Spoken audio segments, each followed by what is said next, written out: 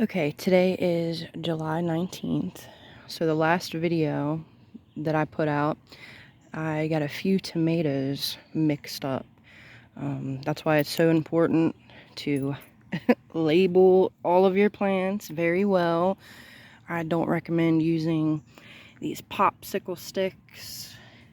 A lot of them rot with all of the rain. The writing gets washed away. And so a lot of my tomatoes are unlabeled. And so this one here on the corner, I kept calling an early girl. It is actually a brandy boy. So like a hybrid of Brandywine. You can see all of these big tomatoes. This is a brandy boy, not an early girl. And then we have the German Johnson down here. And we did pick one of those. It was starting to blush, so we went ahead and picked it. Now this says Big Rainbow, but this looks like an early girl. I don't know if I got these mixed up, the labels mixed up, but these are all like the same size and shape of an early girl tomato. And Big Rainbows are big. So I don't know if I got these mixed up or not, but I guess we'll see. I'll see what color this ripens to. And then the Cherokee Purple right here. Okay, not the Cherokee Purple. I did just harvest a Brandywine Black. You can see all of those gorgeous tomatoes. Can't wait for this big one right here. So I just harvested this off of the Brandywine Black plant. This is definitely a Brandywine Black. I did label that correctly. But this looks so good. I can't wait to try it. I'm gonna do a little mini harvest out here. There's a couple ripe cherry tomatoes. And then the poor Dr. Witchy's plant. I showed this in the last video. That is sun scald. I don't know if that tomato will be able to be saved. If you can see the back of it, it's really weird, really cat-faced. I might just leave it on, see what happens. It's really big. I'd hate to pull it off at such a large size, but I don't know, we'll see. But I can't wait for this one. This is like a perfect shape, really big. And then on the other side, this is the giant Belgium. Take a look at these. Look like some nice tomatoes down there. You have a lot of spots on them. Looks like a lot of stink bug damage. And you can see the watermelon vines are starting to go crazy, getting their little flowers. And I did see, hopefully it got pollinated. There is a little baby watermelon. So you can tell the males and females apart because like this flower right here doesn't have a little miniature fruit at the bottom, but this one does. So hopefully it got pollinated. And then we have the Kajari melon here looking good. The Ananas Noyer, can't wait to try one of these. Everything is way behind this year from the lack of water that we've gotten. Everything is crispy, just looks like it's struggling. We do have a soaker hose here, but as it goes further down, it loses water pressure. So the end beds are much more crispier than the first two beds here. But here's that big early girl tomato. I'm wondering, since it's starting to blush, if I should just go ahead and pick it. I just went through the garden, picked a couple ripe tomatoes, and they all had holes in them. I can't tell if it's from the birds, if the birds are trying to get a drink, or some other type of animal. But every time I leave, it seems like when I leave a really ripe tomato on the vine, something gets a hold of it. See all the Isis Candy cherry tomatoes. Probably let those ripen a little bit more. I might go ahead and pick one at the bottom there, a really bright orange one. See what it tastes like. So yeah, I'll go ahead and pick this one, just try it. Really gorgeous tomato. Actually, it does look really ripe. You can see the pink in there. Really pretty cherry tomato. And then the pink bumblebee. You can see these. I'll go ahead and try one of these. See if that's ripe or not. Also a really pretty cherry tomato. Looks a lot like the Isis Candy. And then we have the ox heart here. I'm gonna go ahead and pick this just so none of the skunks or squirrels or birds get a hold of it. And then this albino bullnose pepper. Little tiny thing. So cute. And then here's the other one. So weird how different they are in like size and color and shape. Very different, each one. The poor Bordeaux looks like it's struggling. And here is the Sun Gold. Pick a couple of these. The sweetest tomato that you'll ever have. A lot of people, before I ever had one of these, I thought everybody was just like exaggerating of how sweet they are, but they really are like the sweetest tomato I've ever had. So go ahead and pick those. And then the Dollar Tree cherry. There's a couple ripe ones on this that I picked and then realized they had holes in them. Looks like from a bird. Stick that in there. Got the beautiful nasturtium. And then this is the Dr. Witchies. So this is what that tomato that I cut open in the last video, the very first one, this is where that tomato came from this plant. There's another one here. Getting nice, actually. Yeah, it's pretty soft, so I'm gonna go ahead and pick it. Hope I don't break the plant. So this is another Dr. Witchies. Really pretty tomato. I need to get a little harvest bucket like everybody has. Let's see. All the flowers look great.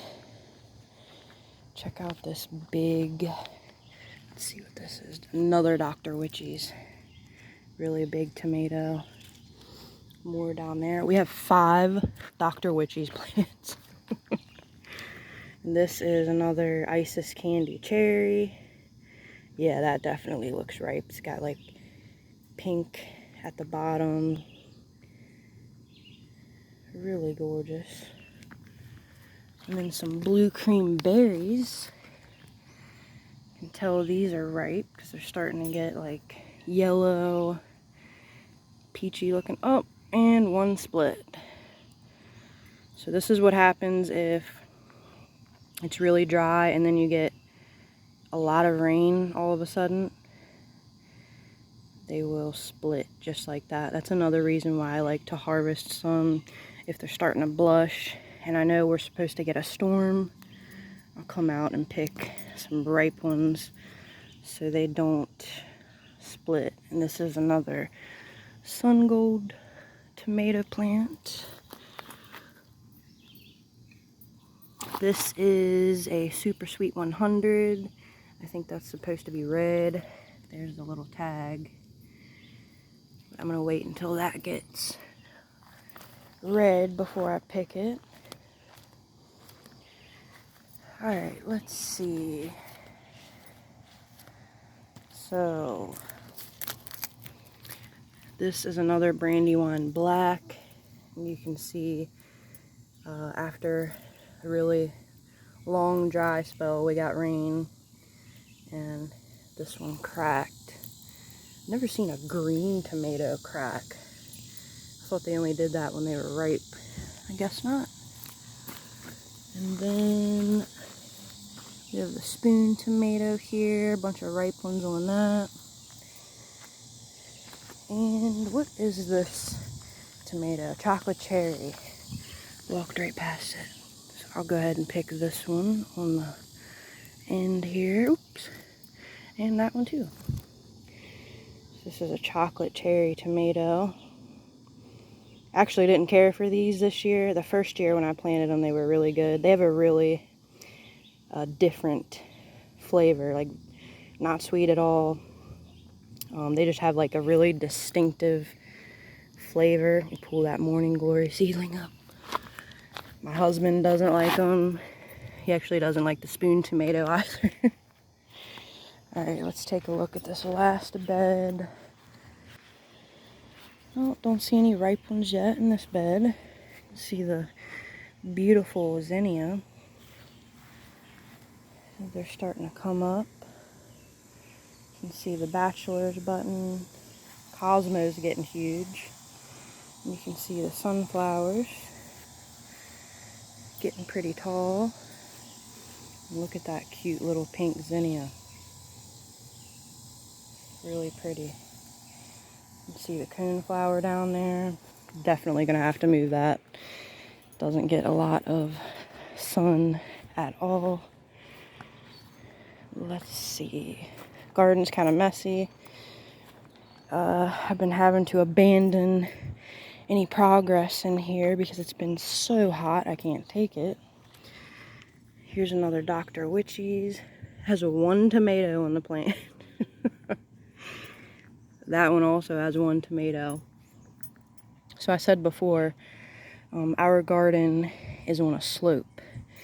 And this bed, this very last bed right here, has the most drastic incline, which means every time that I water it, you can just see the water running out into the yard. It doesn't stay in the bed. So everything in this last bed right here is so hard to keep moist. The soil is so hard to keep moist. I should probably try to like lift the side of that bed up one day.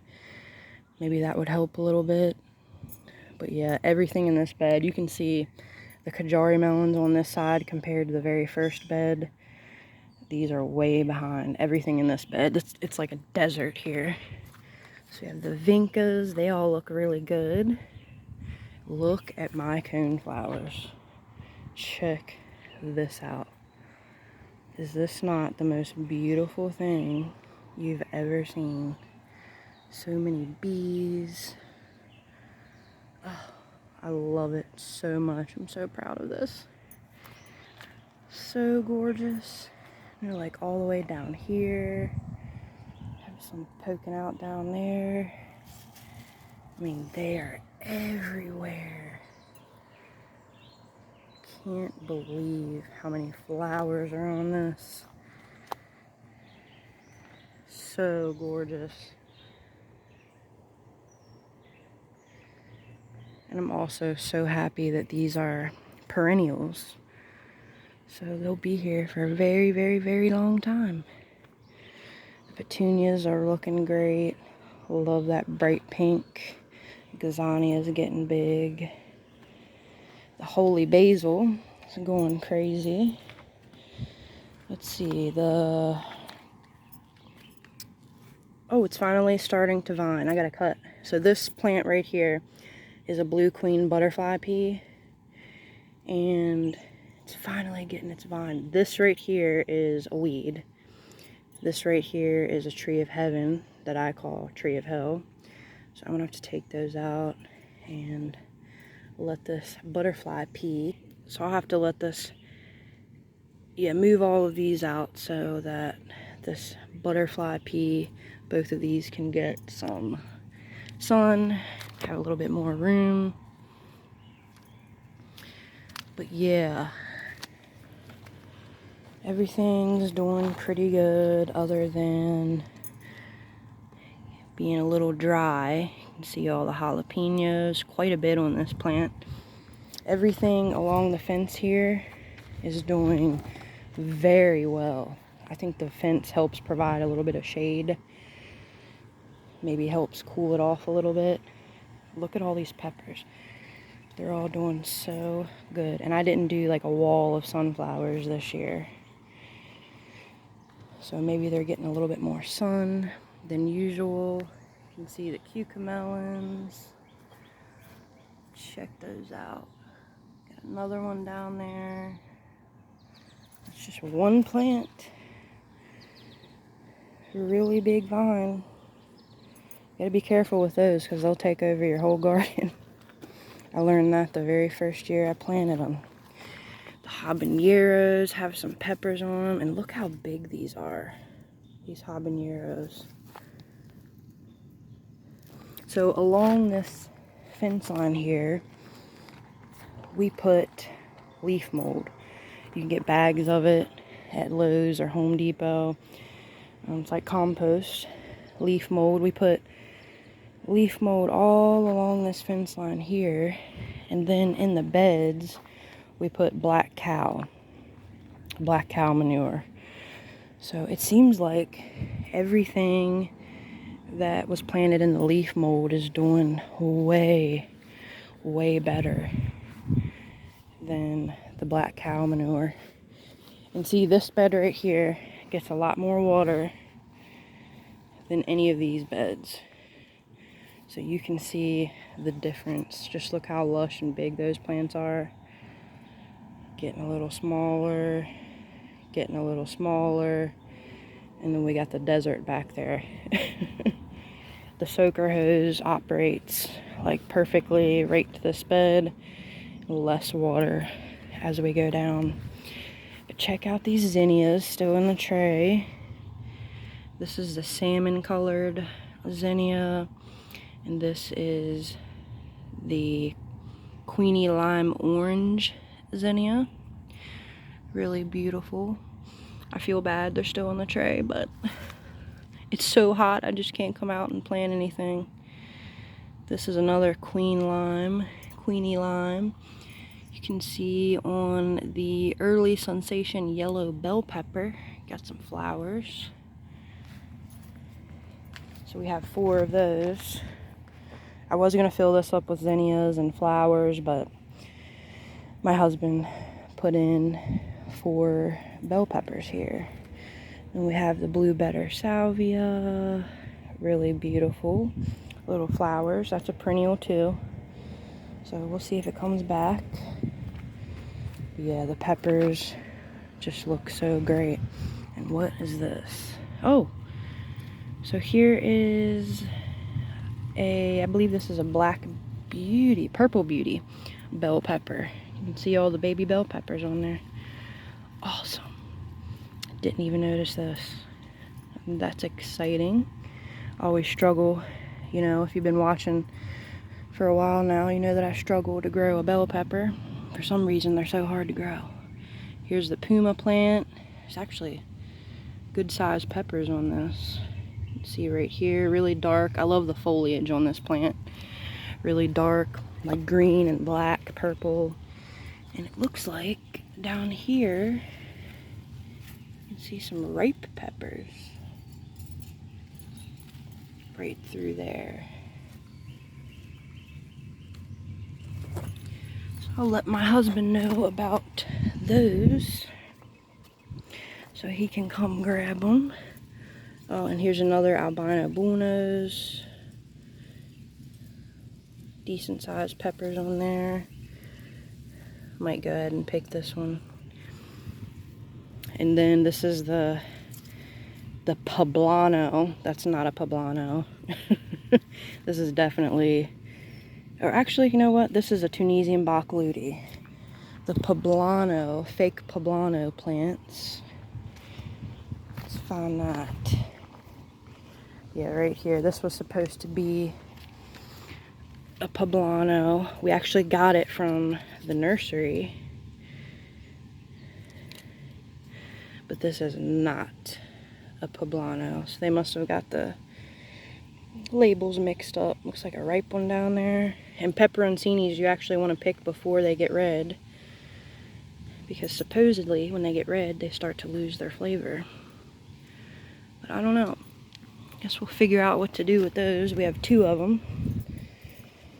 Here's a gazania flower. These are so cool looking. I wish I could come out here and see it when it's like brand new and beautiful. We have the artichoke here. Huge. This is the biggest artichoke that we have. So I'm gonna go in and try out these tomatoes, and I will do another video in about a week or so. Oh, before I go, look at this beautiful dahlia.